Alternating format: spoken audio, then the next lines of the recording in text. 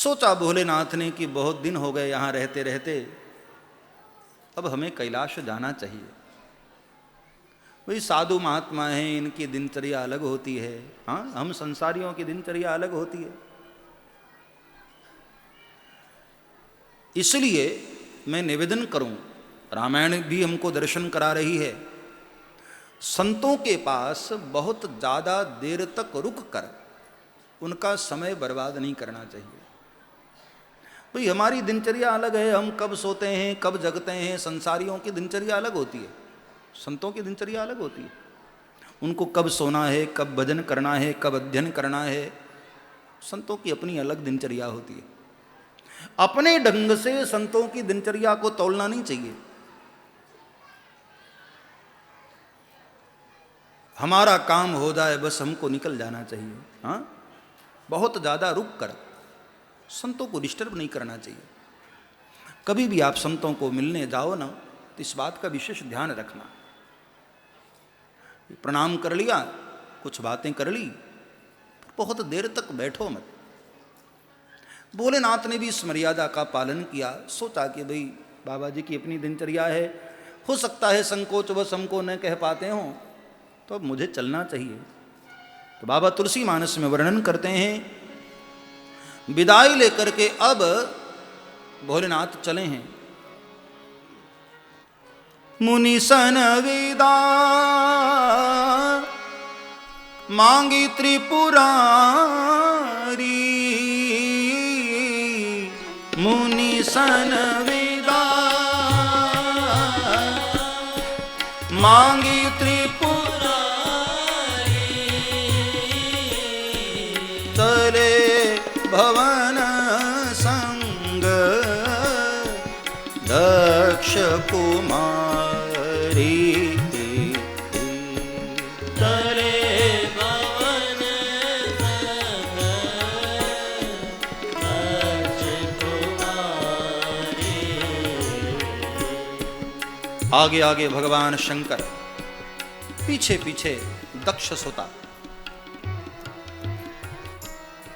शब्द पर जरा गौर करना,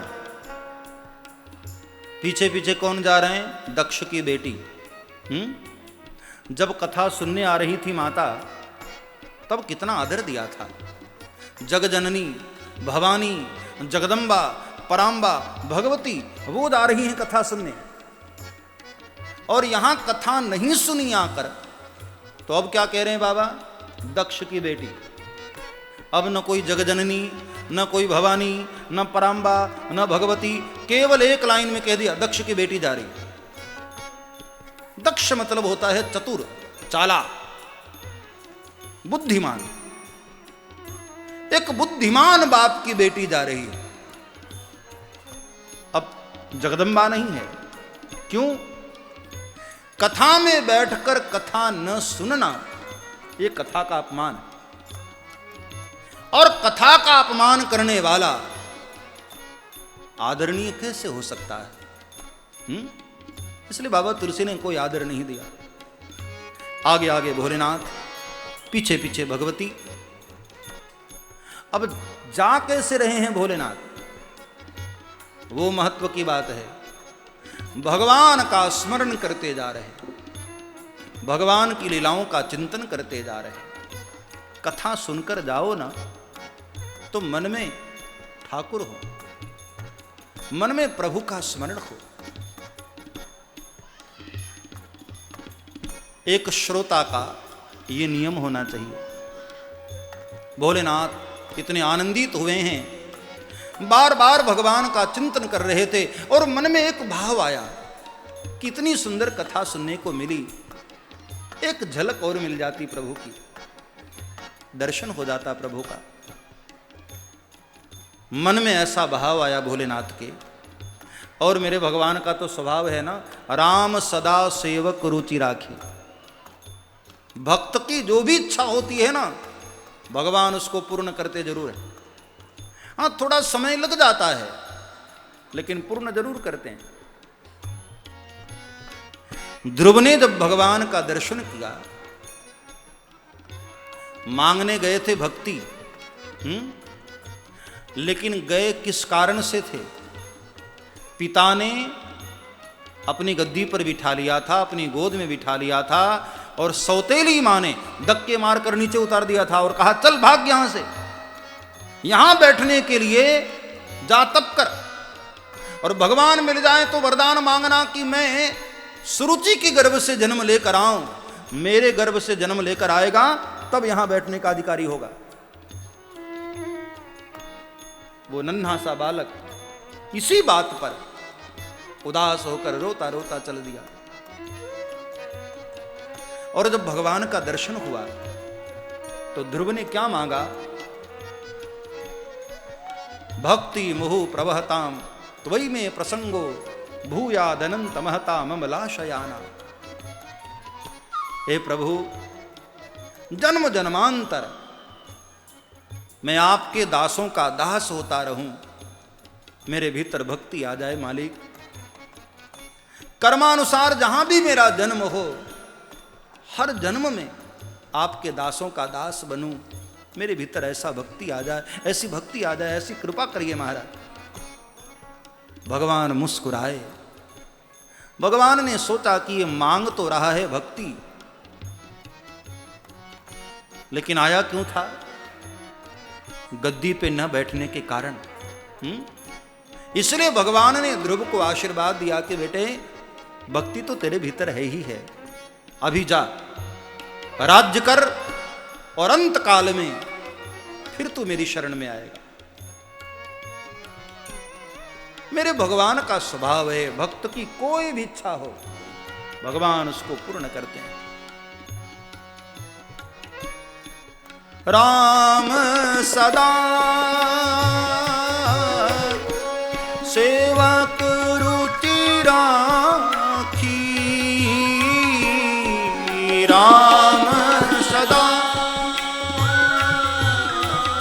सब गाओ।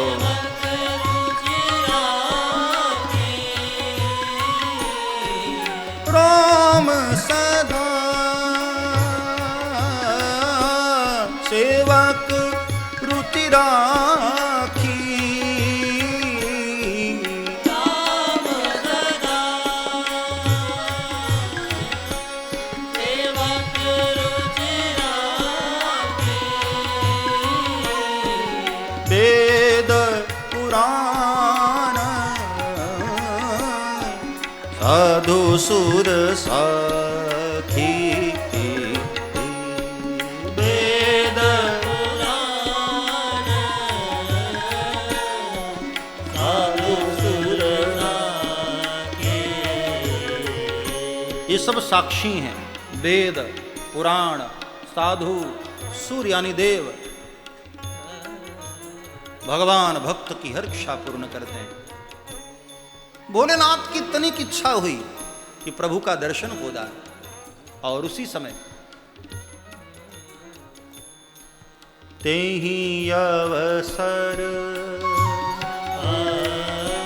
भंजन महि भारा, तेहि अवसर। बाबा तुलसी के शब्द भंजन महि भारा, हरि रघुवंश लीन अवतारा, हरि रघुवंश लीन अवतारा, तेहि अवसर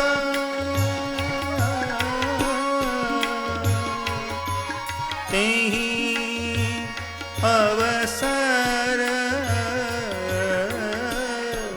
तेहि अवसर।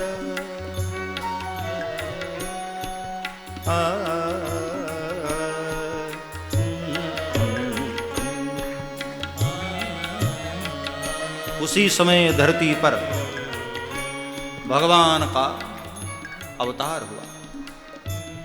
त्रेता तो था ही ना, त्रेता का चतुर्थ चरण भी चल रहा था, और त्रेता के चतुर्थ चरण में ही परमात्मा का अवतार होता है। भगवान राम का प्रागट्य हो चुका था, राम वनवास भी हो चुका था और उसी दंडक वन में रावण ने सीता का अपहरण भी कर लिया था। और भगवान राम मृगों से पूछते हुए, लता पत्रों से पूछते हुए, भ्रमर से पूछते हुए रोते बिलखते चले जा रहे थे। उसी वन में भगवान राम सीता जी को खोद रहे हैं और एक मानव लीला में संलग्न है प्रभु। एक साधारण मानव की तरह अपनी पत्नी की खोज में भगवान चारों ओर घूम रहे हैं। और क्या एक्टिंग करते हैं प्रभु, हाँ, क्या लीला करते हैं ठाकुर। लीला देखकर हम ऐसा नहीं, बड़े बड़े देवता भी भ्रमित हो जाते हैं साहब। कभी कभी तो ब्रह्मा जी की बुद्धि भी चकरा जाती है कि ये ईश्वर है कि मानव है। उनकी माया में कौन बच पाता है साहब। देवी हे श्याम गुणमयी मम माया दुरत्यया। भगवान कृष्ण गीता में कहते हैं मेरी माया बहुत दुरत्यया है। बड़े बड़े लोगों को पकड़ लेती है साहब। कौन भ्रमित नहीं हुआ प्रभु को देखकर, हाँ। भगवान रोते हुए मानव लीला करते हुए चले जा रहे थे। शिव जी ने दूर से देखा, शिव जी आनंदित हुए। शिव जी पहचान गए कि तो मेरे प्रभु राम है। और दूर से भोलेनाथ ने जय सच्चिदानंद कहकर प्रणाम किया। पास नहीं गए क्योंकि प्रभु लीला में है ना, और मंच पर जब कोई लीला करता हो तो उसके करीब नहीं जाना चाहिए। लीला बिगड़ जाती है। मंच की अपनी एक मर्यादा होती है भाई। मंच पर जब भी चढ़ो ना तो मंच की एक गरिमा होती है, बहुत मर्यादा में मंच पर हमको जाना चाहिए। किसी भी मंच पर जब भी आप मंच पर जाओ, चढ़ने का कभी अवसर मिले तो बहुत मर्यादा में, शालीनता में, अपनी शालीनता का परिचय देते हुए तभी मंच पर जाना चाहिए। तो भोलेनाथ ने सोचा कि भगवान रंगमंच पर इस वक्त लीला कर रहे हैं, मानव लीला कर रहे हैं प्रभु, और इस वक्त मैं जाकर शिव के रूप में उनको जाकर प्रणाम करूं तो भगवान की लीला बिगड़ जाएगी। हाँ, अब लक्ष्मण जी को शक्ति लगी हो रामलीला में, और आप दर्शकों में बैठे हो, रामलीला देख रहे हो, और राम जी वहां रो रहे हो लक्ष्मण जी को अपनी गोद में लेकर,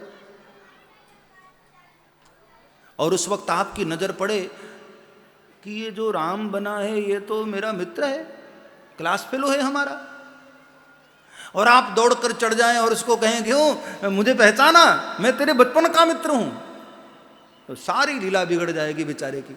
हाँ भाई, तुम्हारा मित्र होगा मंच के नीचे, अभी तो वो राम जी की भूमिका में है ना। इसलिए भोलेनाथ ने सोचा कि मेरे प्रभु की लीला न बिगड़ जाए, इसलिए दूर से जय सच्चिदानंद कहकर प्रणाम किया और आनंद विभोर होकर भोलेनाथ चल दिए। सब्सक्राइब करें श्री चिन्मयानंद बापू जी के YouTube चैनल को और हमारे वीडियोस को सबसे पहले देखने के लिए बेल आइकॉन को दबाना न भूलें।